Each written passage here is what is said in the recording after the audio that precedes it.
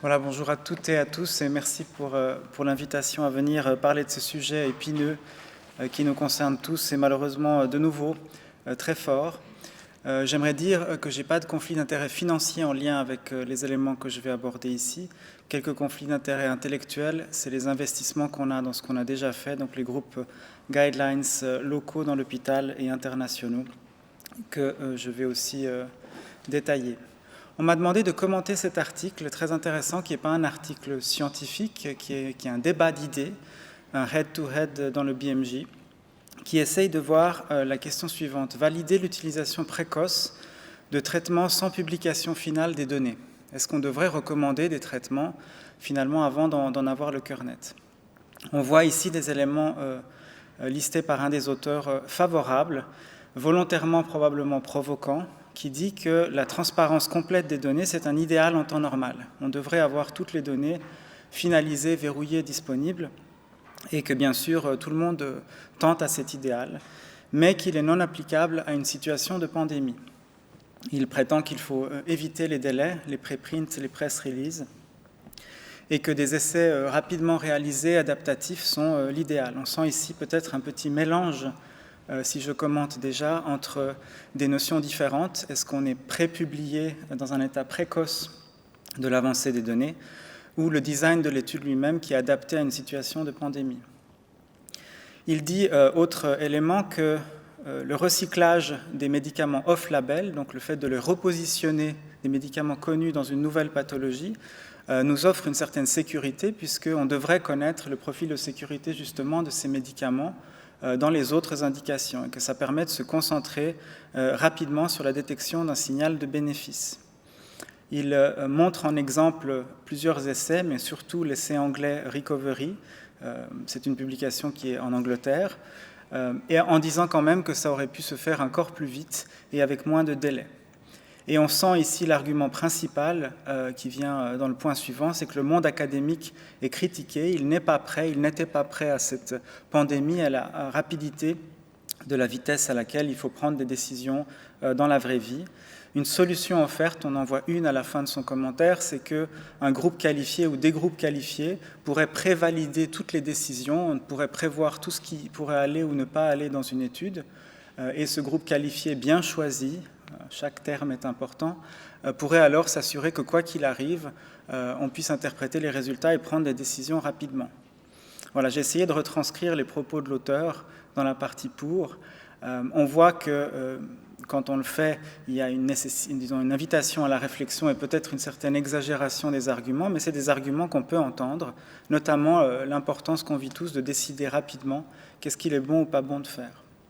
Deux autres auteurs dans la publication, et c'est le jeu de ce débat, attaquent cette proposition en disant la transparence complète des données, c'est vital pour maintenir la confiance en la médecine, la confiance en la science. Les risques sont beaucoup trop importants et les auteurs énoncent deux risques, le risque de surestimer les bénéfices des traitements et le risque de sous-estimer leurs effets secondaires. Quelques exemples sont rapportés dans l'article. Le fait que les effets secondaires sont sous-rapportés ou mal rapportés dans les essais thérapeutiques et aussi dans les essais prophylactiques vaccinaux. Il prend en exemple le vaccin Pandemrix pour H1N1, notamment la découverte d'un effet secondaire de narcolepsie en post-marketing dans la phase tardive, alors qu'il aurait déjà été connu antérieurement. Tout le monde a en tête également l'exemple du Tamiflu, de l'oseltamivir. On a un sentiment parfois de déjà-vu dans le fait d'adopter rapidement des traitements dont l'évidence n'était pas entièrement transparente ou établie depuis le début. Et finalement, l'auteur dit qu'il ne devrait pas avoir de barrière de temps. Tous ces arguments évoqués ici de devoir décider rapidement pourraient s'accélérer, on pourrait être transparent dans les données de manière rapide et critiquer l'évidence correctement. Il rappelle enfin que les protocoles d'études devraient être transparents dès qu'ils sont designés et tous leurs changements signifiés. Donc on voit ici dans ce joli article un panaché d'arguments qui vont dans plusieurs directions. Dans ce flash, je ne peux pas toutes les aborder, mais je voulais peut-être mettre en évidence 2-3 dimensions de ce débat tel que nous l'avons vécu dans le monde et ici au HUG. Le premier, c'est la dimension d'infodémie. Il y a la pandémie, mais il y a aussi l'infodémie. Et ces préprints, ces prépublications font partie d'un mouvement plus global d'infodémie. Vous voyez ici un recensement, je pense, un des plus exhaustifs de tous les essais cliniques randomisés. Donc je ne parle pas de toutes les études sur le Covid, mais les essais cliniques randomisés. Plus de 2462 essais lorsque j'ai regardé hier. Vous voyez ici la distribution dans tous les pays et dans tout le monde. Donc on a vraiment une production de savoir qui est colossale et assez inégalée. Par contre, elle n'est pas si inhabituelle que ça. J'ai remis les chiffres du flux d'évidence non-Covid. Comme on a des patients non-Covid, on a une infodémie non-Covid également. En temps normal, avant la pandémie, c'était quand même plus de 4000 publications par jour, plus de 100 essais randomisés publiés par jour et plus de 30 revues systématiques publiées par jour. Donc peut-être que la plupart d'entre nous ignoraient un peu ce monde-là, mais ce flux d'évidence permanent, c'est bien ce de quoi est fait notre médecine, et on parle fréquemment de ces choses dans ces colloques. Si on essaye de découper les différents éléments de cette infodémie, et je reste ici sur la dimension scientifique, pas sur les débats sur les réseaux sociaux, sur les débats d'opinion dans les médias, mais je parle bien de documents scientifiques. On a les protocoles enregistrés, tels que sur clinicaltrial.gov. On a les amendements de ces protocoles, donc les modifications en cours de route qui peuvent être publiées et qui peuvent être visibles. Il y a beaucoup d'essais phares autour du Covid qui ont des amendements de protocole rapidement en découvrant la pathologie. Il y a des press releases, des communiqués de presse qui peuvent être soit vraiment via les médias, soit sur les sites des pharma, des industries pharmaceutiques elles-mêmes. Donc c'est simplement une annonce sur l'honneur des résultats qui ont été observés, mais ce n'est pas une publication avec des résultats. On a eu énormément de décisions prises dans Covid sur des press releases.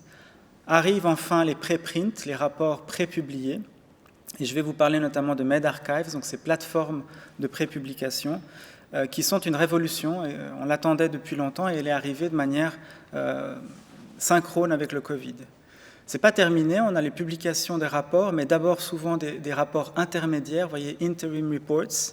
La plupart des rapports publiés dans le Covid sont intermédiaires, ne sont pas allés aussi loin qu'il était prévu d'aller.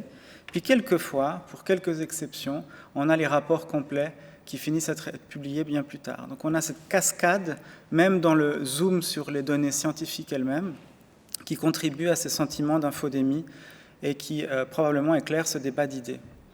medRxiv, c'est une révolution avant tout. Peut-être qu'elle est victime de son succès, peut-être qu'elle est à double tranchant, mais ça fait une décennie ou plus que de très nombreux scientifiques sans conflit d'intérêts ont souhaité avoir une plateforme indépendante des journaux médicaux sur lesquels on peut d'emblée, comme scientifique, comme médecin, chercheur, publier ces données avant qu'un journal l'ait approuvé. Il faut savoir que dans le monde scientifique de la chimie, de la physique, habituellement, c'est quelque chose qui se fait. Archives est l'antécédent de medRxiv, c'est très largement répandu. Et l'idée, c'est quelque part le rapport de force avec les journaux médicaux qui ont aussi leur propre conflit d'intérêts. Donc ça, c'était une révolution de rendre les données précocement disponibles. L'avertissement de medRxiv, il est peut-être trop petit, même si en rouge, c'est attention, ça n'a pas été peer-reviewed, ça n'a pas été revu par les pairs. Il ne faut pas l'utiliser tel quel et sans analyse dans votre pratique. Soyez prudents. C'est les scientifiques qui mettent à disposition, dès qu'ils le peuvent, leur première version du rapport.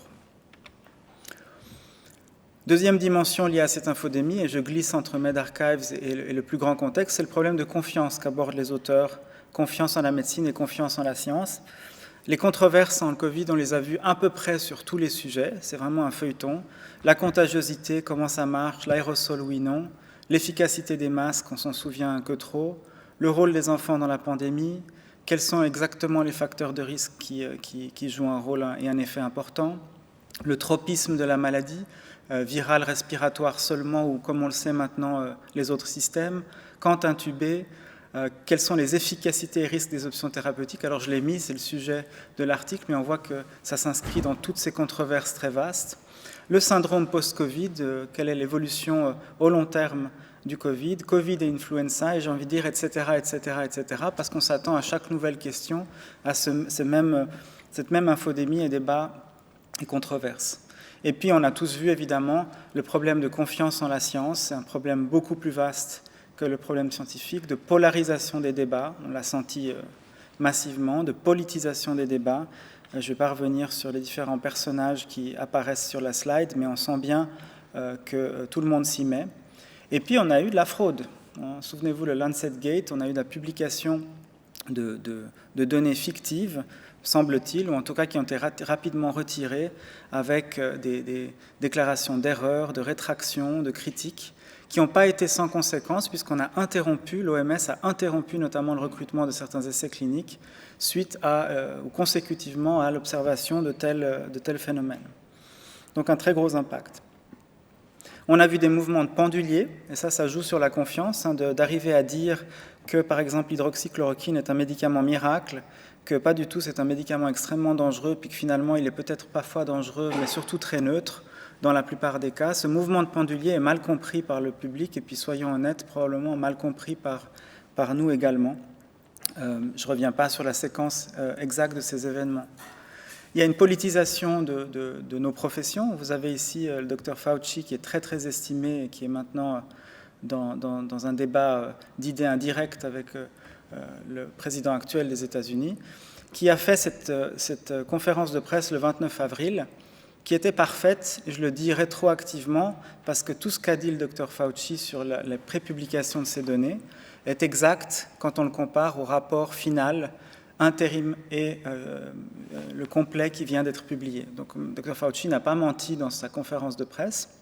Par contre, il a sorti une phrase qui n'a rien à voir avec le reste et qui a dit « Nous avons, avec ce médicament antiviral, le Remdesivir, un nouveau standard de soins. » Donc, on annonce un standard de soins sur la base d'un press release, bien avant qu'on ait la publication d'un rapport quelconque que quelqu'un puisse évaluer. Donc, c'est basé uniquement sur la confiance et dans un press release qui se fait dans le bureau ovale d'un grand pays de ce monde. Donc là, on voit un problème qui contribue probablement à la confiance. Parallèlement, il y a des grands essais adaptatifs que cite l'article qui ont eu lieu, les plus célèbres étant probablement Recovery, fait en Angleterre, et Solidarity, qui est mené de manière internationale, mais dirigé par l'OMS. Toute une séquence d'événements, et même ces grands essais ont eu des press releases, des annonces.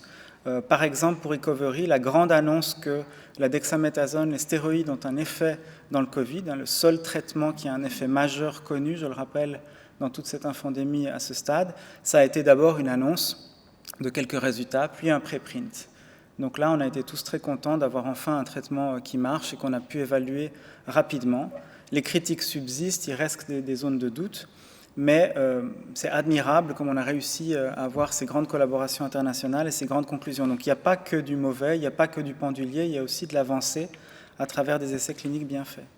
On est pourtant surpris parce que le 15 octobre, il y a eu enfin, après des semaines d'attente, la publication des données de Solidarity, mais il ne s'agit qu'un d'un préprint du 15 octobre. Tout le monde nous annonce la publication dans le New England Journal of Medicine ou un autre journal des données de Solidarity. J'ai vérifié hier soir assez tard, il n'y a toujours rien. On peut être surpris que ces données soient déjà analysées par toute la planète, mais que quelques peer reviewers d'un journal n'aient pas réussi à terminer ce travail et faire en sorte que ce soit rapidement publié et disséminé. Ça, franchement, comme d'autres éléments dans la pandémie, ça peut laisser songeur et affecter notre confiance à nous également dans les processus de publication. Gilead, qui est l'entreprise pharma produisant le Remdesivir, a d'ailleurs fait une annonce que je mets ici, extrêmement problématique pour moi, parce qu'ils inversent l'argument. Gilead dit, que dans le fond, l'étude de Solidarity qui vient de sortir n'est qu'en préprint, elle n'est pas encore en revue, même si c'est la plus grande et qu'elle conclut à l'inefficacité de beaucoup de traitements, il ne faut pas encore la regarder, il faut plutôt regarder ce que Gilead a déjà publié, qui est peer-reviewed. Donc on voit que cet argument de pré-publication-publication est utilisé dans l'autre sens, si j'ose dire, par les entreprises pharma pour attaquer la crédibilité. Donc là, on a un travail à faire sur ces processus collectivement dans le monde académique. On voit que les agences d'approbation vont très vite, alors même qu'on est dans un préprint qu'on n'a pas pu évaluer. La FDA a finalement donné approbation complète pour ce médicament, le Remdesivir. Donc c'est vraiment ce débat des auteurs, est-ce qu'il faut quand même y aller, même quand on n'a pas tout, même quand on a ces problèmes de confiance. Et je vais à peine commenter ici les dividendes et les revenus de certaines entreprises pharmaceutiques. On ne peut que rester songeur dans la crise économique actuelle et qui nous attend. Une autre dimension, ce n'est pas la confiance, mais c'est peut-être sa solution, c'est l'absolue nécessité de l'évaluation critique. J'ai envie de dire de chacune de ces étapes et à chaque moment, celle de dire, mais ce n'est pas parce que quelque chose nous est transmis que c'est vrai, quelles sont les limitations, il y en a toujours, et comment est-ce qu'on fonctionne avec ces limitations, comme on fait souvent en médecine. Eh bien, on fonctionne avec nos biais. Vous avez ici une revue systématique d'un très grand collectif de médecins dans plusieurs échantillons qui montre que 30% d'entre nous surestimons les bénéfices des traitements qu'on nous propose ou qu'on voit, et sous-estimons de 30%, 35% les effets secondaires. Donc quand on regarde des données, on est biaisé, on est humain, comme tout le monde, et on peut avoir des espoirs qui peuvent être légèrement disproportionnés. On sait aussi que quand les études s'arrêtent très tôt, parce qu'elles détectent un bénéfice, pas parce qu'elles ont détecté un problème de sécurité, elles ont tendance à surestimer les effets bénéfiques. Donc il est connu de longue date que les rapports intérimaires, les analyses intérimaires, tendent à surestimer les bénéfices, on le sait. Donc il n'y a pas que des avantages à aller très vite et à ne pas aller jusqu'au bout d'un scénario, il y a aussi des avantages à se donner des cibles et les atteindre. J'ai essayé ici, pour terminer, de réfléchir avec vous sur les écueils principaux. Qu'est-ce qu'on peut apprendre scientifiquement de l'évaluation critique de ce qui s'est passé? C'est attention à notre imagination et à nos spéculations. On ne peut pas établir l'efficacité ou l'inefficacité d'ailleurs des médicaments seulement sur des raisonnements physiopathologiques parce qu'on peut inventer à peu près n'importe quel raisonnement physiopathologique en faveur ou en défaveur d'un traitement. Donc cet argument est important pour avancer, mais certainement pas suffisant. Les biais méthodologiques ont été largement mis en évidence dans la crise Covid. Passer à des anecdotes et des absences de comparateurs dans des publications précoces, comme on en a eu à Marseille, puis des études observationnelles biaisées, puis des essais randomisés plus ou moins bien faits et mieux faits, ont permis de démontrer ces biais méthodologiques avec des traitements qui ne marchent pas, marchent puis ne marchent pas, etc. D'ailleurs, pour la cortisone, c'est intéressant, on a spéculé l'inverse très fortement que c'était dangereux, pour finalement en faire notre vrai blockbuster, la recommandation forte. L'autre écueil, c'est sélectionner l'évidence. Quand il y a une telle infodémie, c'est dire je choisis tel et tel article pour soutenir mon propos, d'en mettre qu'un en évidence, alors que c'est le corps de l'évidence entier qui constitue le savoir actuel. Un écueil plus subtil mais important, c'est la crédibilité des effets de sous-groupe. C'est de dire, ok, ça ne marche pas ou ça marche, mais tel petit sous-groupe peut avoir un gros effet. L'alerte ici, c'est que c'est assez rare en médecine d'avoir des vrais effets de sous-groupe qui subsistent à l'analyse du temps. Les conflits d'intérêts qu'on a mentionnés. Et puis, je terminerai par la confusion entre évidence et décision. Le fait de décrire le savoir et de le critiquer, ce n'est pas encore décidé, et ça, on le sait bien en médecine. Et c'est le dernier concept que je voulais évoquer. Comment est-ce qu'on peut bouger de l'évidence à la recommandation et finalement répondre à cette question, est-ce qu'on peut recommander un traitement collectivement ou individuellement à des patients alors que le savoir est incertain. Il y a des modèles, ici un modèle développé par le collectif de GRADE, Evidence to Decision Framework, le modèle pour aller de l'évidence à la décision. Et les ingrédients à considérer, que nous avons considérés ici dans le groupe Guidelines des HUG, c'est de séparer chaque élément, de dire est-ce qu'il y a un signal de bénéfice et quelle est sa certitude. Dans la plupart des traitements Covid, on a eu un faible signal de bénéfice, extrêmement incertain. Quel est le signal de risque et sa certitude? Dans la plupart des traitements Covid, on a un signal de risque plus certain, modérément, voire très certain, parce que les médicaments replacés étaient connus. Mais pour des nouveaux traitements que l'on ne connaît pas ou des vaccins, ce signal de risque est particulièrement important dans un contexte de confiance. Dans le contexte de la pandémie, les valeurs et préférences des patients comptent. C'est les attentes, c'est la pression sociale, tout ce qui se passe. Les gens ne vivent pas en silo. Et le stade de l'épidémie, la capacité hospitalière, nécessite des décisions opérationnelles. Pardonnez-moi la faute d'orthographe. Et ça peut donner une valeur relative différente à des signaux de bénéfice incertains ou des signaux de risque incertains. Cette pesée complètement incertaine se fait parce qu'on donne une valeur à tel et tel outcome. On a par exemple donné du lopinavir-ritonavir lorsqu'il y avait une incertitude d'un faible bénéfice, peut-être parce qu'il aurait raccourci la durée d'hospitalisation. Ça, ce n'est pas vérifié plus tard, on a arrêté de le donner. Les ressources, l'accessibilité des stocks et puis l'équité, la justice distributive entre les pays sont des dimensions qu'on doit considérer à l'échelle systémique. Quand on recommande un traitement ou quand on y met toute notre attention, on n'est pas en train de le mettre ailleurs. et ça doit être dans une pesée quand il y a tellement d'incertitudes. Et enfin, la faisabilité d'une démarche, ici je pense plutôt à des impacts organisationnels, des perceptions de changement, et pas seulement des éléments d'évidence sont importantes, surtout si on parle d'interventions comportementales comme les masques ou les mesures de sécurité. Quand on fait cet exercice à chaque fois, on s'aperçoit que pour chaque décision, à un moment donné, on arrive à des pesées légèrement différentes et qu'on peut catégoriser en 4 groupes des recommandations fortes en faveur de l'intervention maintenant, parce que peut-être il y a un signal de bénéfice, peut-être il y a des valeurs et préférences fortes, peut-être un groupe est très très vulnérable à une haute mortalité et on tente le tout pour le tout. Faible en faveur, faible en défaveur, ces 2 options sont des options qui laissent les traitements sur le menu, mais qui disent dans le fond que ces éléments-là doivent être contextualisés, partagés avec le patient et peut-être contextualisés localement également.